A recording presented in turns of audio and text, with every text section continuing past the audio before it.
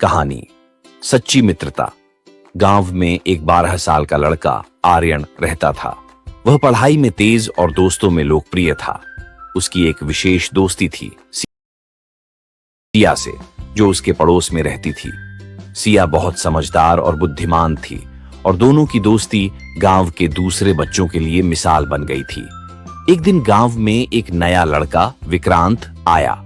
वह शहर से था और नए माहौल में घुलने मिलने में कठिनाई महसूस कर रहा था। आर्यन और सिया ने उसे अपने साथ खेल में शामिल किया। शुरुआत में विक्रांत संकोच में था, लेकिन धीरे धीरे उसने आर्यन और सिया की दोस्ती का असर देखा और वह भी उनमें शामिल हो गया। आर्यन और सिया ने विक्रांत को अपने खेलों में शामिल किया।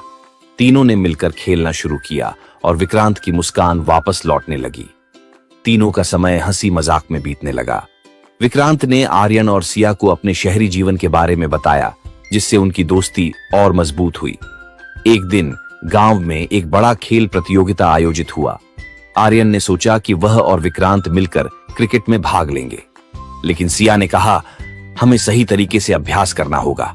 उन्होंने कई दिन तक अभ्यास किया। प्रतियोगिता के दिन आर्यन और विक्रांत ने पूरी मेहनत की, लेकिन मैच हार गए।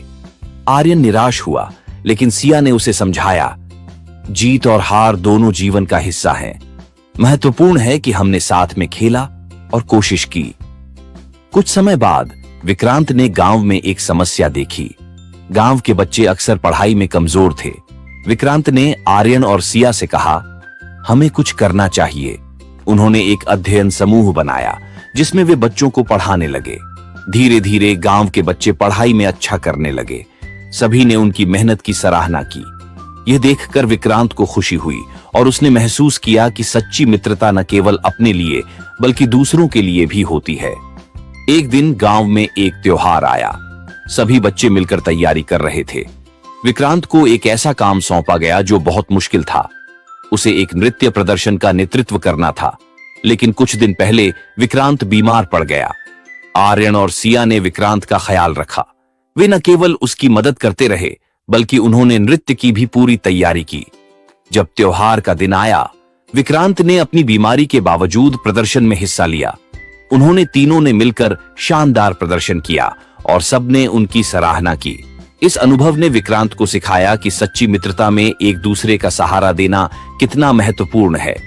आर्यन और सिया ने उसे प्रेरित किया कि कठिनाइयों का सामना कैसे करना है। जैसे जैसे समय बीतता गया, आर्यन, सिया और विक्रांत ने मिलकर कई नई गतिविधियों की योजना बनाई। उन्होंने खेलों में भाग लिया, नाटक किए और समाज सेवा की। उनकी मित्रता और मजबूत हो गई थी।